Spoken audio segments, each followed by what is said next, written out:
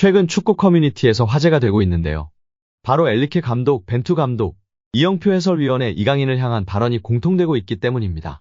전문가들의 눈은 정말 정확하고 똑같은 것 같은데요. 많은 팬들이 공감하며 지지하고 있는 그들의 발언. 어떤 이야기들이 있었는지 자세한 내용 살펴보겠습니다. 여기에 정말 미쳐버린 이강인 선수인데요. 파리 생제르맹에서 맹활약 중인 이강인 선수를 객관적으로 평가한 지표가 축구 커뮤니티에서 화제가 되고 있습니다. 파리 생제르맹에서 뛰었던 선수들 중 한 경기에서 키패스 7회 이상 기록한 선수는 총 4명입니다. 모두가 알만한 월클인 선수들밖에 없습니다. 네이마르, 디마리아, 메시, 사라비아 선수인데요. 이 중 네이마르는 3회나 기록할 정도로 파리 생제르맹에서 키패스를 뿌리는 역할을 담당했었습니다. 그리고 이제 이강인 선수가 추가되었습니다.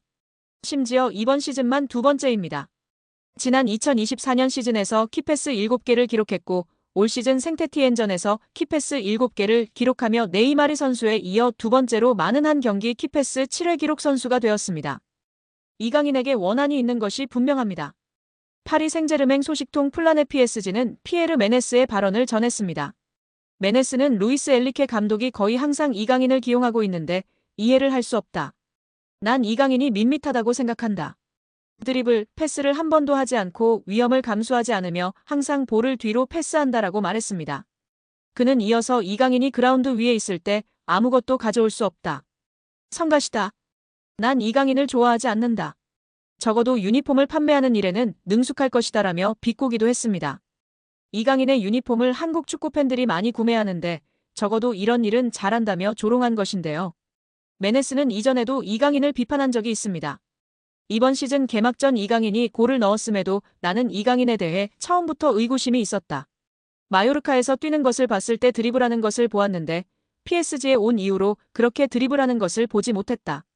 내가 틀리길 바라지만 완전히 확신할 수는 없다.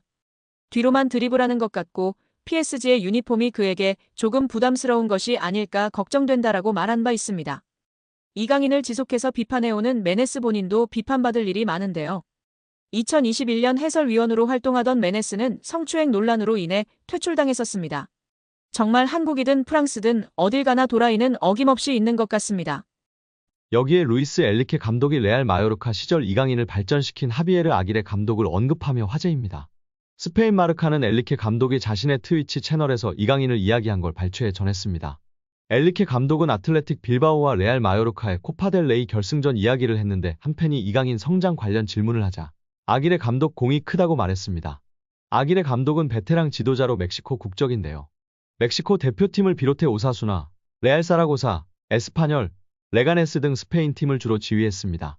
2014년부터 1년간 일본 사령탑으로 있기도 했습니다.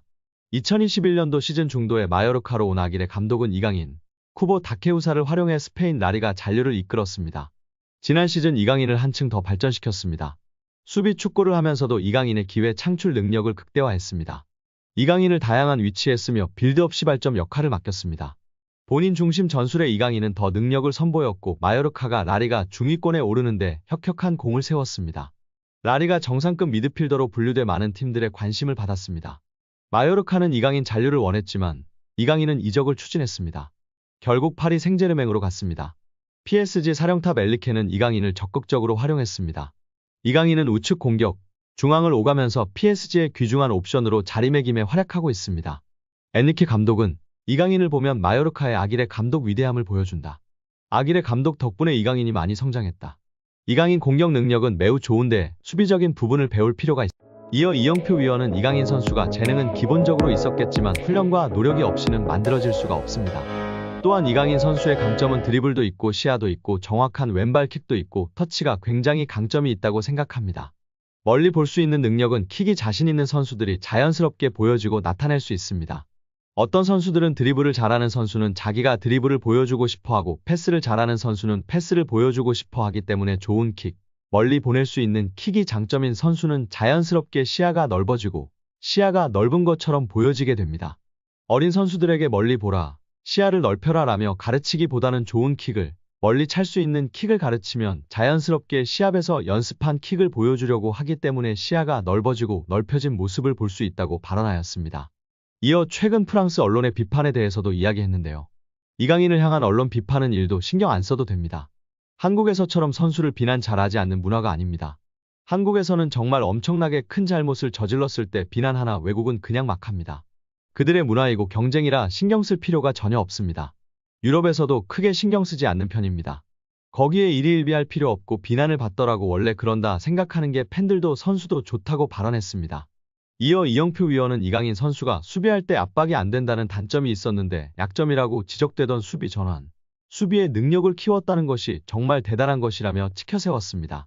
이는 특히 선수의 태도의 문제이기 때문에 이런 것들을 지적을 받으면 자기가 수비력을 키우는 게 아니라 나도 수비를 열심히 하는 척해야지 라는 선수가 있는데 이강인 선수는 진짜 수비를 하는 것이라며 극찬하였습니다. 특히 이런 태도를 갖고 있는 선수는 길게 선수 생활을 하고 겸손하기 때문에 대성하는 경우가 많다고 발언했습니다.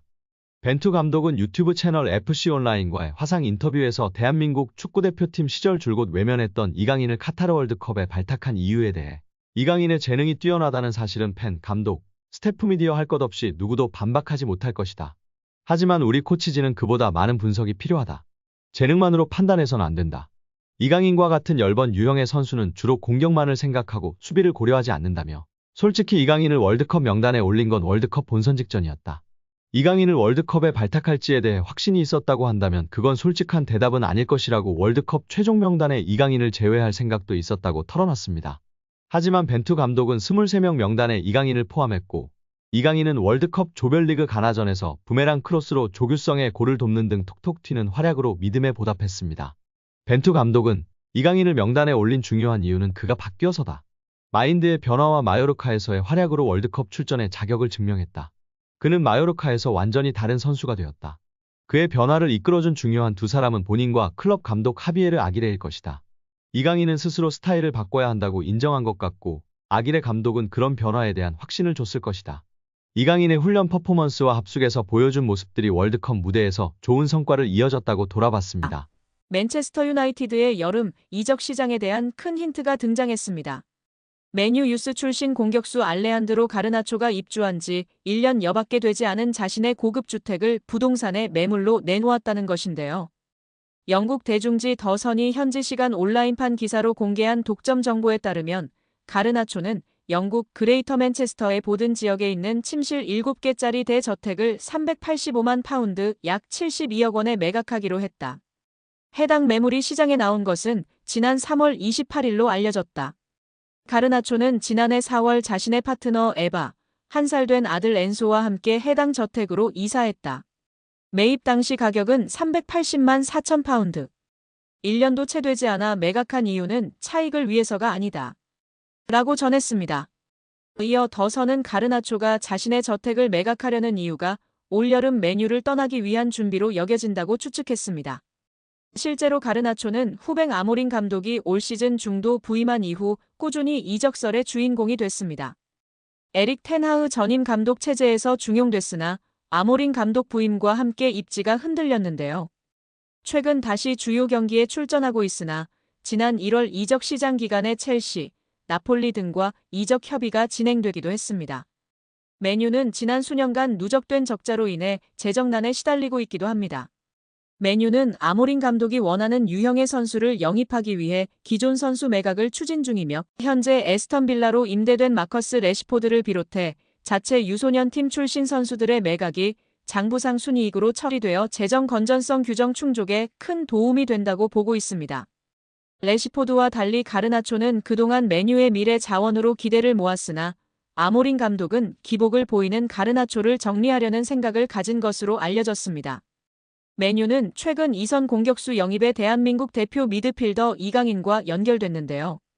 지난달 이강인의 에이전트 하비에르 가리도가 맨유 구단을 방문한 사실을 공개하기도 했습니다.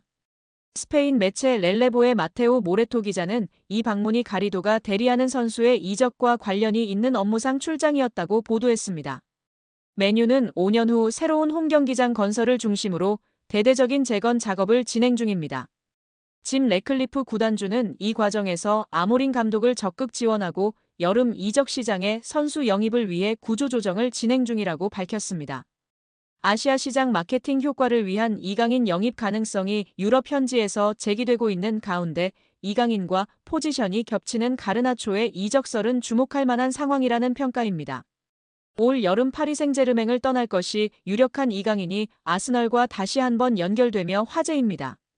영국 더선은 아스널은 PSG 미드필더 이강인 영입을 고려하고 있다라며 미켈 아르테타 감독은 1월에 이 선수에게 관심을 보였다. 새로운 아스널 스포츠 디렉터인 안드레아 베르타는 그를 영입하기 위해 스쿼드에 자리를 마련하라고 독려할 예정이라고 보도했습니다. 또한 최근 프랑스 유력 스포츠지 레퀴프도 PSG는 이강인의 이적을 열어두고 있다. 여름 이적 시장에서 합리적인 제안이 오면 매각할 것이라고 주장했습니다. 이강인도 자신의 SNS 프로필에서 PSG를 상징하는 빨간색, 파란색 동그라미를 지우면서 더욱 이적설에 힘을 실었습니다. 아스널이 이강인에게 관심을 가진 건 처음이 아닌데요. 지난 겨울 부카요 사카가 부상당한 뒤 이강인에게 관심을 보였습니다.